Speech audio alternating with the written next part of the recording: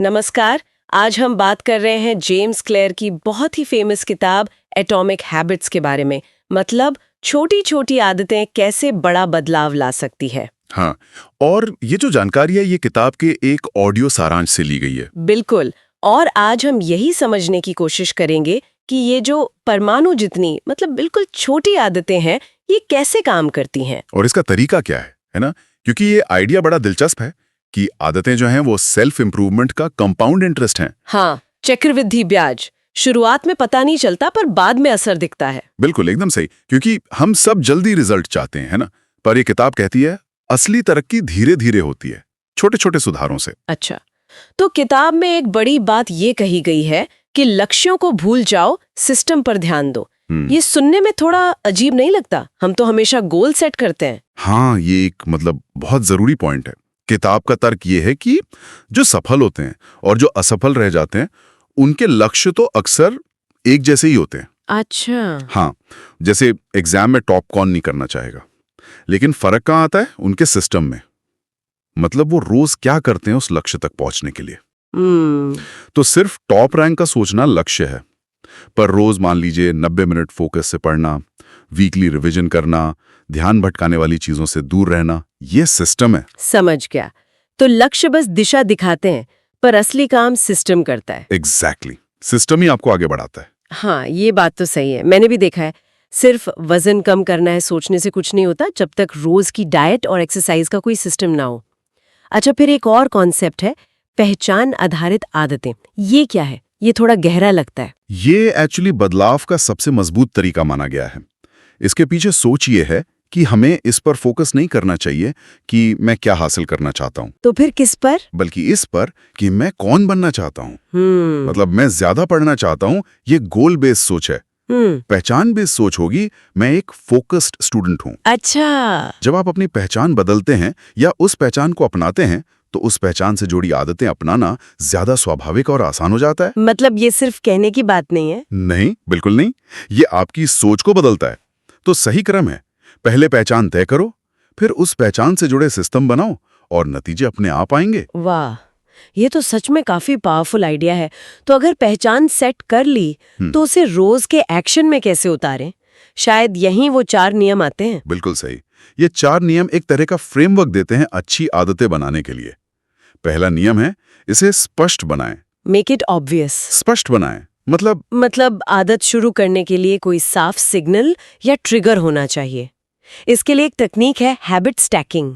मतलब अपनी नई आदत को किसी पुरानी जमी हुई आदत के ठीक बाद जोड़ दो। अच्छा, जैसे मैं रोज सुबह ब्रश करने के बाद 2 फ्लैश कार्ड याद करूंगा। ब्रश करना एक पक्की आदत है, वो फ्लैश कार्ड के लिए ट्रिगर बन गया। ठीक है, ये समझ आया। दूसरा नियम है इसे आकर्षक बनाएं। Make it attractive. हाँ, क्योंकि हम वही काम बार बार करते हैं जिसमें हमें किसी तरह की खुशी या रिवॉर्ड मिलता है। तो इसे आकर्षक कैसे बनाएं? इसके लिए टेम्पटेशन बंडलिंग नाम की तकनीक है। मतलब कोई ऐसी चीज जो आप करना चाहते हैं उसे उस काम के साथ जोड़ दें जो आपको करना चाहिए। ओह, इंटरेस्टिंग। जैसे मैं अपना फेवरेट पॉडकास्ट सिर्फ तभी सुनूंगा जब मैं जिम में वर्कआउट कर रहा हूँगा, या 45 मिनट्स फोकस से पढ़ने के बाद ही मैं अपनी कॉफी पीऊंगा। हाँ, इससे वो मुश्किल काम थोड़ा आसान लगने लगता है। बिल्कुल, दिमाग के रेजिस्टेंस को कम करता है ये। तीसरा नियम, इसे आसान बनाएं। Make it easy. ये सुनकर थोड़ी राहत मिली। हाँ, ये बहुत जरूरी है। हम अक्सर शुरुआत में ही बहुत बड़ा टारगेट सेट कर लेते हैं और फिर कर नहीं पाते। सही। और कियर कहते हैं कि शुरुआत में परफेक्शन नहीं, कंसिस्टेंसी यानी लगातार करना ज्यादा जरूरी है।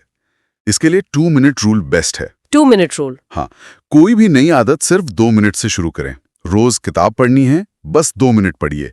रोज कसरत करनी है, बस 1 पुशअप करिए। बस 1 पुशअप? हाँ, जरूरी है रोज करना, उस एक्शन को रजिस्टर करना। धीरे धीरे आप इसे बढ़ा सकते हैं, पर शुरुआत आसान होनी चाहिए। ठीक है, ये प्रैक्टिकल लगता है। और चौथा नियम?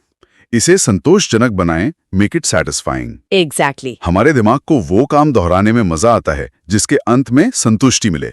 तो छोटी जीत के बाद खुद को तुरंत कोई छोटा सा रिवॉर्ड दे। रिवॉर्ड मतलब? कुछ भी छोटा सा। एक और तरीका है हैबिट ट्रैकर यूज करना। जैसे कैलेंडर पर हर दिन क्रॉस लगाना, जिस दिन आपने आदत निभाई वो क्रॉस की चेन देखना। हाँ, वो स्ट्रीक मेंटेन करने का मोटिवेशन आता है। बिल्कुल, वो दिमाग को सेटिस्फैक्शन देता है। और हाँ, बुरी आदतों के लिए इन्हीं नियमों को उलटना है, उन्हें अदृश्य, अनाकर्षक, मुश्किल और असंतोषजनक बना देना है। लेकिन कई बार ऐसा होता है ना कि हम कोशिश करते रहते हैं पर रिजल्ट दिखता नहीं, लगता है मेहनत बेकार जा रही है। हाँ, ये बहुत कॉमन है। किताब में इसे लेटेंट पोटेंशियल का पठार या प्लेटो ऑफ लेटेंट पोटेंशियल कहा गया है। पठार मतलब शुरुआत में आपको लगेगा कुछ बदल नहीं रहा, पर अंदर ही अंदर वो छोटे छोटे सुधार जमा हो रहे होते हैं। जैसे पानी 0 डिग्री पर आने से पहले तक ठंडा होता रहता है, पर बर्फ नहीं बनता। अच्छा, तो ये वो टाइम है जब ज्यादातर लोग क्विट कर देते हैं, पर यहीं टिके रहना जरूरी है। और वो गोल्डीलॉक्स रूल क्या है? उसका मतलब है कि काम न तो बहुत आसान हो कि बोरियत हो जाए, नहीं इतना मुश्किल कि आप हार मान ले, बस सही लेवल का चैलेंजिंग हो ताकि इंटरेस्ट बना रहे। मतलब धीरे धीरे लेवल बढ़ाते लेना। हाँ, और माहौल, आपका एनवायरनमेंट भी बहुत मायने रखता है। कैसे? आसान है। अगर हेल्दी खाना है तो टेबल पर फल रखो, चिप्स मत रखो। अपने आसपास ऐसी चीजें रखो जो अच्छी आदतों को आसान बनाएं और बुरी आदतों को मुश्किल। विल पावर से ज्यादा भरोसेमंद माहौल होता है। सही बात है। आखिर में किताब का एक कोट मुझे बहुत अच्छा लगा। आप अपने लक्ष्यों के स्तर तक नहीं उठते, आप अपने सिस्टम के स्तर तक गिरते हैं। बिल्कुल सही। ये एक पावरफुल रिमाइंडर है। सिर्फ बड़े इरादे रखने से कुछ नहीं होता। आपकी रोज की प्रैक्टिस, आपका सिस्टम ही सब कुछ तय करता है। तो कुल मिलाकर बात यह है कि बदलाव छोटे छोटे परमाणु जैसे कदमों से आता है।